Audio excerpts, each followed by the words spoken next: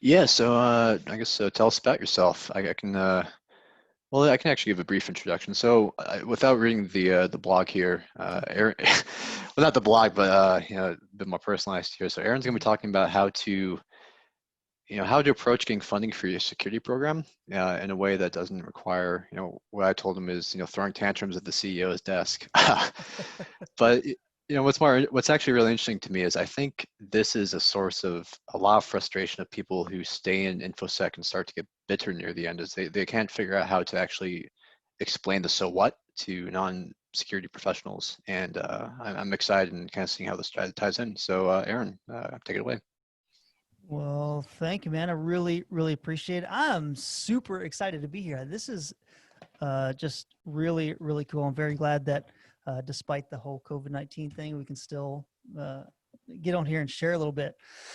So, by way of introduction, as Jack just mentioned, my name is Aaron Perkins, and I will give you a little bit more of an introduction of kind of who I am here in just a few minutes. But I'm going to be talking about something today that all of us already know how to do. We already know how to tell stories. We've been doing them ever since we were a little kid.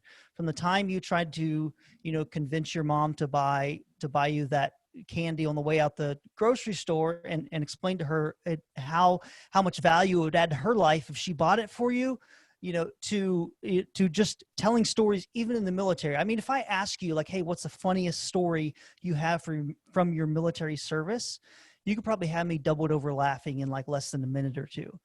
But if I ask you like, hey, pitch me on why you need a good email security platform for your network environment, that storytelling seems to be a whole lot harder to do because we need it. It seems to be a whole lot more challenging. So today I'm going to talk about telling stories, yes, but more specifically, how to secure funding through telling stories. Or an even better way to say this, how to get them to give you what you want. So without further ado, what we're going to talk about today, I'm going to introduce myself a little bit. I'm going to share with you who I am. We're going to cue the Greatest Showman soundtrack. If you have not seen the Greatest Showman, it's like the best musical ever. But I'm going to go over a few common practices that we hear in the industry so much. I'm going to share a 5-step process that I've used for a really long time for this whole storytelling idea.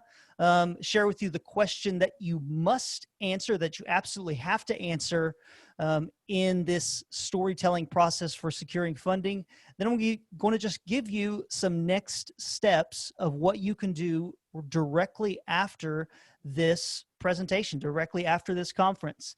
So as we kind of kick it off here, by the way, I'll also leave a little bit of time, if I can, for any questions you may have, and I'll give you some of my contact information as well if you want to reach out to me after this.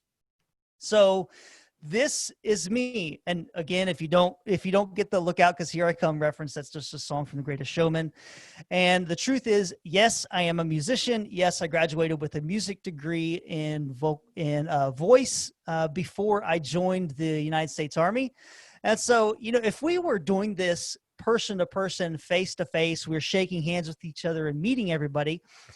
One of the questions we often get that we often ask people is, hey, what's your name? Where do you work? What do you do? Well, when somebody asks me that, I'm like, man, I do so many things. I mean, I'm a musician, I'm an author, I'm a podcast host, I'm a business owner, I'm a husband, I'm a father, I'm a U.S. Army combat veteran. Currently, I am the Director of Intelligence Operations Production at Retail and Hospitality ISAC. And essentially, I am the guy there who is putting pen to paper, so to speak, or making sure that happens. Also have data analytics that falls under me, as well as our just our outstanding working group program. But I've been telling stories really for just about as long as I can remember, whether it was stories in written form or telling stories from a stage or through music, or most recently through a podcast. And so storytelling for me, it's something I'm really, really passionate about, just absolutely love doing it. So here's what's common in the industry. And I so wish I did not have to give this part of the presentation, but it is absolutely just something I have seen so many times. You'll get somebody up in front of a board of directors, a supervisor, or some sort of panel to pitch an idea or to tell them what the problem is and what the solution needs to be. And this person who's doing the briefing or doing the presenting is probably really good at their job. They're probably really smart, and they probably have a ton of experience. And yet when they get up here, it kind of looks like this. Good morning, everyone. I want to call your attention to some slides that show how our security program has been doing. As you can, sorry, hang on, wait. As you can see in these slides, there are some spikes in activity, which is that's really bad. Those spikes in threat actor activity, that's really bad. And as a sorry, wait, hang on. New revenue. Why is new rev? I don't know why. Sorry, I didn't build these slides, so these weren't mine. They didn't. I don't know. Anyway, oh yeah. By the way, user events. There were a lot of user events across the past couple of years, but they dropped off at the end of August of last year. Anyway, as a result of those spikes in threat actor activity that I talked about so eloquently earlier, we really need some better email security, and it'll cost us about $100,000 a year. Any questions? Okay, good. I have a question. What just happened? That was insane. And the reason it was insane is because it happens so much. You get somebody up there who's super smart, knows their stuff, but when it comes to presenting an idea and presenting the need for that additional funding, it just falls flat. So best case scenario over what I just went over with all those charts and everything, I probably confused you. I may have confused you. You may have felt sorry for me, but chances are I confused you. And so the chances of you saying, hey, Aaron, I'm happy to give you $100,000 for email security platform because you obviously know what you're doing and what you're talking about. The chances of you actually doing that are probably really slim, if not absolutely zero. And so I want to share with you now the 5 steps or the 5-step process for storytelling, or what that presentation, that delivery should look like. Now, keep in mind, we have 30 minutes today, right? There's not enough time in this session to get highly prescriptive about everything you should do and exactly how you should build those slides if you have slides. But I do want to give you just 3 pointers before we kind of dive into that 5-step process. Number 1, if you're going to use charts, only use them when they help you tell the story. If you're going to use charts, only use them when they help you tell the story. That's the first one. Number 2, use spreadsheets sparingly. I know sometimes logs are tracked in spreadsheets, and that's the best way we know to show, hey, here's the data, right? It's incredibly difficult to tell a story with a spreadsheet, or certainly with multiple spreadsheets or workbooks that have multiple tabs. And it's such a headache for the audience to even keep up, let alone you as the briefer or as the presenter being able to tell the story well. Number 3, if your audience is reading the slide, they're not listening to you. If your audience is reading the slide, they're not listening to you. I say that because when you're putting words on the slide, there's no problem with you putting more words on the slide or less words. Just keep that in mind. If they're reading the slide, they're not listening to you. So without further ado, let's dive into the 5-step process. The first thing you're going to do is prepare. I know that sounds obvious, But so many times, as the example I just showed, the preparation is simply not there. The preparation for actually giving the presentation just does not happen.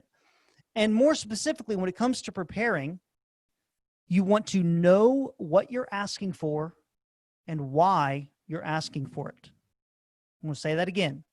Know what you're asking for and why you're asking for it. This is going to take some homework on your part. You're the one giving the presentation. You're the one giving the briefing. You're the one begging for the $50,000, $100,000, $300,000 a year for whatever security feature or program or platform it is that you need to help your security. You are the one who's going to have to do this homework. Is it a product you need? Is it a service? Why do you need it? Know what you're asking for and why you're asking for it. Number 2, plot. Now, I know we don't often think of plot within the context of asking for money from our board of directors, from our supervisor, or asking for a raise for us and our team, or whatever it may be. We don't often think of a plot, but all a plot is, and keep in mind, this is where you are preparing and developing the presentation you're going to give. All right. You're still in the phase. You're not in front of your audience yet. You're still developing what it is you're going to say. Right now, you just want to hit the high points of what it is you want to communicate. So tell you what, let's think about this in the context of a traditional story, say Cinderella, right? Cinderella, she grew up in a terrible home. She met her fairy godmother. She attended the ball. She met the prince. She dropped her slipper on the way out of the ball. The prince finds her. They get married and live happily ever after. So in less than 15 seconds, I just covered the entire storyline and the different plot points of the Cinderella story. Now, is that enough for me to get up and go upstairs and put my kids to bed and say, hey, here's the Cinderella story? No, not at all. But it does give me the high points of what I want to hit within that story. Those are the main elements of what I want my audience to hear as I'm telling the story. So for an example, here's an example of a plot line, right? A plot line, let's use the email security example again. A plot line, as I'm developing it, will look something like this. I want to say something to the effect of, you know what, our people, products, and processes are outstanding, but here's the harsh reality. We're not equipping our people with the tools they need to focus on doing their jobs well. And the problem is we don't have an email security platform. So we have to rely on our people. Our people are very smart. They're very good at what they do, but we don't have anything kind of going to bat for them when it comes to phishing emails. We just rely on them to hopefully identify those phishing emails and, delete them, put them in their junk email inbox, whatever it may be. We're just hoping they can do what needs to be done there. But the solution is, look, we've looked at several solutions already, and product ABC meets our needs, right? So that's kind of what a plot line would look like if I'm going to be asking for security funding for an email security platform. So plot, hit the high points of what it is you want to communicate. Next up is plan. We said prepare, plot, now plan. And in the plan, you're going to be establishing how much time you're going to spend on each of the plot points from the previous step. So in that plot, you said, okay, I've got 5 or 6 or 10 things or whatever it is I want to hit. So I've got those things. So I have, 30 minutes to give this briefing, so this today's is a 30-minute briefing, right? Or 30-minute presentation, 30-minute session. If I had an hour, I could go more in depth with some of these things, but I only have 30 minutes. So a lot of times the time allotted to your presentation before your board or whoever you're presenting to is going to dictate how much time you spend on each of those plot points. And this is also where you're going to work on your transitions. Let's say you want to use an example. You want to say, hey, there was this person in accounting. They clicked on a phishing email. It ended up being ransomware. We had to take their computer offline. It cost us X amount of dollars to to wipe everything and re-image her system, and she wasn't able to do anything on that system for a week or two till she got the system back, and we lost a bunch of money for it, or from the issue, or from the concern. Well, here's the thing. How do you transition from that to asking for $100,000? There's not a right or wrong way to do it. You just have to do it smoothly. Do it smoothly. Make it sound like you know what you're talking about. And this is going to take, I'm getting a little bit ahead of myself here, but this is going to take some practice. It's going to take some rehearsal of you figuring out, what is the best way to transition from one piece to another? So just a quick word on transitions. There are two types of transitions. They can be smooth and seamless, or they can be the talk of the boardroom for years to come. I'll give you a hint. You want to be the first one. It doesn't have to be absolutely perfect, just smooth. From one thing to another to another. And then the next thing you want to do is figure out how you're going to end. Are you ending with asking for money? Are you ending with leaving the ball in their court, say, hey, here's all the information, here's everything you need to know, here's the whole storyline. You finish the story, and the story is finished when you sign a contract with product ABC for our email security. That brings in our next steps. You're going to figure out how you're going to end the presentation, and you're also going to tell your audience what their next steps are. So, for example, maybe you can get a significant discount on this email security platform if you lock in a contract before the end of the quarter. If so, tell them that. Perhaps your company has a security audit coming up soon, right? And you know that if you have this email security platform in place, or at least in the works before that auditor comes through, it's going to look way better on your security audit. If so, tell them that.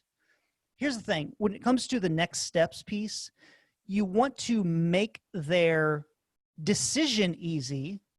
Their decision of saying, well, yeah, sure, I'll give you $100,000 a year for this. It's an easy decision, but you also want to make their next step obvious. Okay. You want to just make it really obvious so they know exactly what it is they need to do. Now, even though I got ahead of myself, I'm still going to cover it. Practice. And the thing is, this is the easy part because you've already put in the hard work of figuring out exactly what you want to say, figuring out your plot line, figuring out the amount of time you're spending on each of those important points that you want to hit. But this is one, even though it's really important, it often gets missed. Don't skip this. I want to say this again. Don't skip practicing. I'm telling you, even as I was practicing this presentation, and it's absolutely not perfect, right? But what I want to do today, I want to inform you, I want to engage you, and really, I want to challenge you a little bit to do things maybe differently than you've done them before. So, in line with those things that I want to do in this session, I had to practice, and in my practice, as I was looking at my notes and everything, I was saying, man, that's a hard word to say. Maybe I need to change that word. Or, man, that's a really challenging way to say that. It doesn't roll off the tongue very easily. I need to change that sentence around. So some of those seemingly obvious things that you'll find as you're practicing are really important when it comes to establishing or developing that credibility with your audience. So here's the thing. A lot of us think like, look, I know my material, I'll be fine, so I'm not going to worry about practicing. I want to say this again. And if this were in a military setting, I would stomp on the floor 3 times and say, don't skip this. This is very important. Just killed me there. Oh, man. Taking it back a little bit. So here's the thing. You can practice in a variety of ways. There's no wrong way to practice, but I'm going to take a piece out of a recommendation straight out of U.S. Army Training and Doctrine, train as you fight. So I know in the COVID-19 world, right, we're used to wearing, shorts and a t-shirt or whatever it is to work every day because most of us are working from home and everything. But eventually that's probably going to go away and we're all going to, be going back to offices at least some of the time. When we give these presentations, we might not be in shorts and a t-shirt. Maybe we need to show up in a suit jacket and khakis and a nice shirt. I don't know. But if that's what the case is, practice in that. Throw on a suit jacket and nice pants and shoes and a nice shirt just to feel it, because it feels so much differently. And chances are you might be a little nervous as you're getting up there in front of the audience, whether it's, again, board of directors, supervisors, whoever it may be. And you're going to be like, man, this feels way different than my practicing. Are you going to be sitting down? Are you going to be standing up? Practice in the way that you are going to be giving the presentation. Train as you fight. So there are essentially 3 ways to practice. And the first one, and I'm going to share those with you, but the first one is verbatim.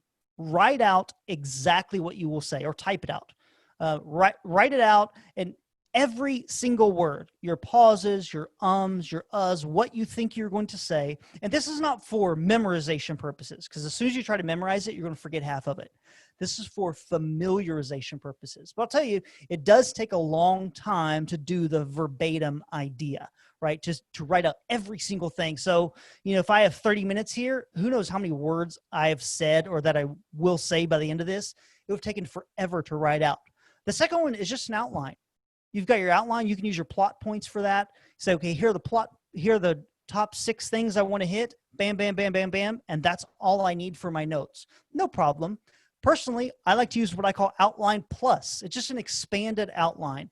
It has those top points that I want to hit, but it also has, if I include any examples or some of the transitions I want to use from one thing to another, it details all those little things right along the way. So when I practice, it's a whole lot easier for me.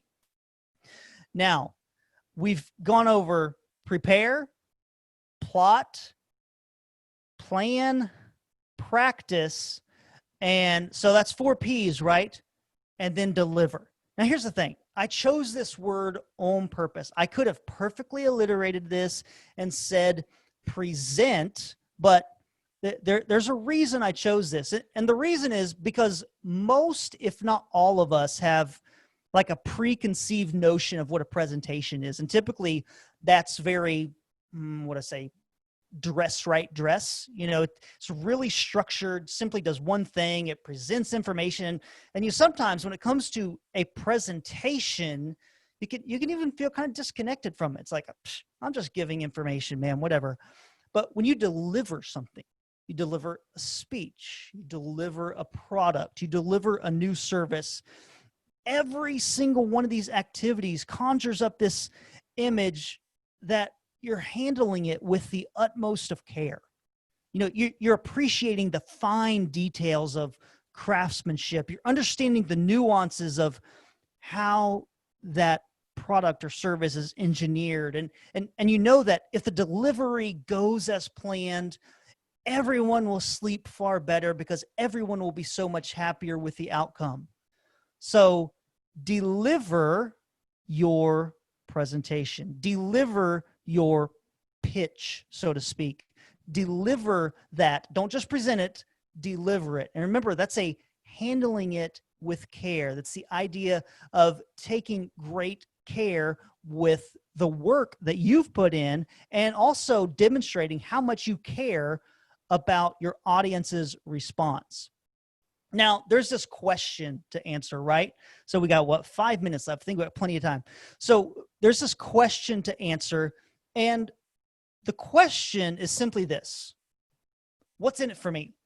And the thing is, many normal stories also ask this question or answer this question. So if I say, hey man, I've got a really funny story for you, what's in it for you? Well, you get to laugh if the story is indeed funny. And for me, I get to share that experience. I get to laugh with you. And so there's something in it for both of us. So you have to answer this question for your audience and for yourself. what do I want and why do I want it? You remember we asked that at the very beginning? This question takes it one step further and asks, what happens for me as the presenter or deliverer or briefer? What happens for me if you give me what I'm asking for? And what happens for you, my audience, if you give me what I'm asking for? Now, you might know this question by another name, and that's business justification. So business justification is just a fancy term for saying, what's in it for me? What's in it for you? And what's in it for your audience? So quick recap: prepare, plot, plan, practice, deliver, and answer the question, what's in it for me? Now, here's the thing. I would be remiss if I said, hey, make sure your audience knows next steps, and I didn't give you next steps in this presentation, right? So where do you go from here? Biggest thing I want you to do, I want you to take a strategy back to your company, back to your team, back to wherever you hang your hat, so to speak, when it comes to work, and implement this strategy into your next storytelling opportunity. And if you will view every presentation you give as a storytelling opportunity, man, it gets to be so much fun because you get to try different things and different methods and different strategies to figure out what works the best and what resonates the most with your audience. Secondly, if you want a copy of these slides, feel free to request them from me. DM me on Twitter at awperkins04, and I'm more than happy to share them with you. Finally, just for fun, to learn more about what I've been doing recently, convert the binary code on the top or bottom of the slides, and you can find out more about that. So, Jack, I don't know if there are any questions, or I haven't been able to see that. I've got this up full screen, so I haven't been able to see any chat questions. But Oh, that is all I have, man. So thank you so much. This has been great. you've got the voice of a musician, man. That was exceptional. Well, thank you. I actually went to I went to FA Bullock with a guy who went to music school for trumpet, and then he was in the army band because like music school dead, and then he ended up commissioning through OCS into artillery, which was a odd mix, but super cool guy. I still Yeah, remember that's him. cool, man. Anyways, oh yeah, well in the chat you've got this you have like 3 senior leaders in InfoSec just like vehemently agreeing with what you're saying the whole time. So it's Awesome. Great. Good to yeah, hear. do any of you guys have questions? Let's see. They're more just talking about Ron and Michael Smith, I think, who have intimately experienced the struggle. Let's The see. struggle was real, I'll tell you. All right. 3 senior leaders. Who, me? Yeah. Yeah, it's you, Michael. All right. Well, pending any questions from there, let's see. What's next for you then? Wait, here we go. We have a question. So, Ron W., how do you use humor in your presentations? So when it comes to humor, it honestly, it depends on your audience. The better you know your audience, the more opportunity you can use humor. Generally, I will try to use humor sparingly and just enough to lighten the mood. So I'm not getting up there to be a stand-up comedian, but at the same time, I'm also not getting up there to be super serious and like, yeah, this is what we need. Please give me $100,000. I want them to see me as, a person who is just getting up here, enjoying myself, enjoying my time, enjoying the fact that I know what I'm talking about. And I'm like, hey, this is what we need. Oh, by the way, here's, a funny little joke or something like that. So the better you know your audience, the more opportunities you have to do that. I would say if you don't know your audience at all, though,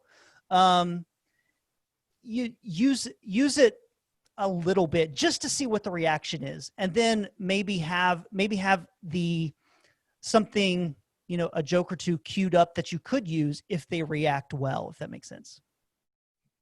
It does. Yeah, actually, Michael Smith, who I know did business in Asia, he said he would use stealth humor to see if anyone caught it, which I guess directly relates to what you just said about, the culturalisms. Right. All right. Right on, man. Well, thank you so much. And how do we follow you? What's your how do we keep track of what you're up to? Sure, man. Sure. So you can find me on Twitter, like I said, at awperkins04. Or my company is Courage to Fight Again. We are solely focused on helping veterans rediscover purpose, meaning, and passion in post-military life. We just published a book called Resolve. The first of what is hopefully a few books coming out of Courage to Fight Again. And you can pick that up on Amazon as well as on the website. But yeah, you can find more about us there. Of course, we're across social media as well. And yeah, this has been really, really good and really fun. Really enjoyed it. Thanks so much. All right. Hey, thank you, Aaron. I appreciate it. Ron asked, it's what, Courage to Fight Again? That's the name of the group, right? It is. Yeah, that's the name of the company. Courage to Fight Again is the name of the company. And you can head over to couragetofightagain.com for more information.